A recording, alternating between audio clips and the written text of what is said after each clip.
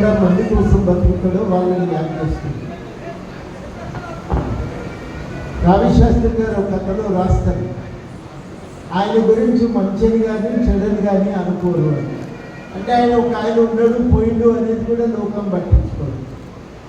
మంచన్న చెడని అనాలి కానీ మంచి అనేటువంటి చెడనేటువంటి గుళ్ళు అట్లా కాదు. దగ్గర నలుగురి కోసం బతికి ఆయన పిల్లలు ఉన్నారు.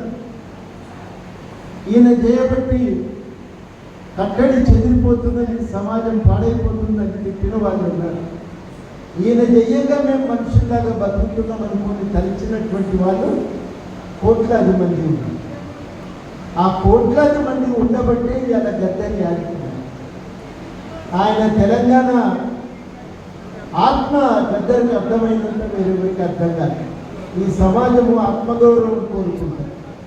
ఆత్మగౌరవం కోసం తగలాడితే, ఆత్మగౌరవం కోసం ఎంతైనా తెగించి కొట్లాడుతుందనే విషయం గద్దర్కు తెలిసినట్టు ఇంకెవరికి తెలియదు. 1970లలో తల్లి నుంచి పాటలు నేర్చుకున్నాడు ఆయన.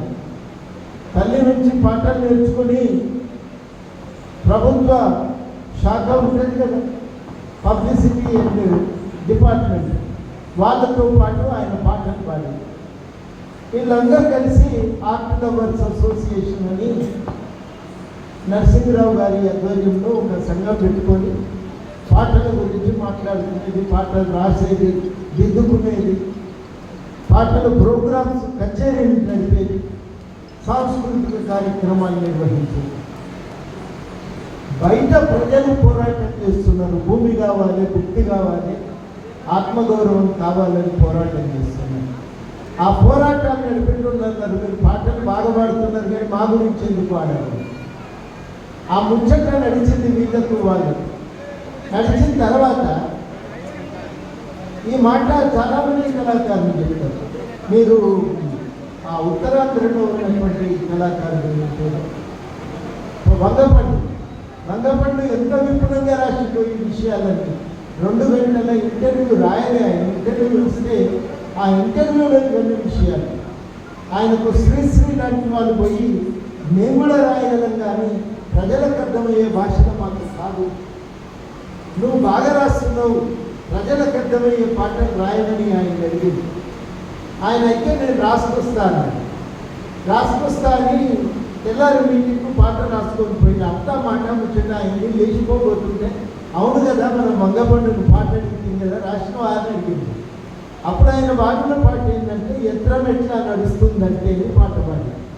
ఆ పాట అయినాక ఇంకా నేను రాయవలసిన అవసరం లేదు, ఇప్పటి నుంచి వంగపండే రాస్తాడని శ్రీశ్రీ ప్రకటించింది. గద్దర్ కూడా వాళ్ళందరూ వచ్చి అడగటం మొదలుపెట్టింది.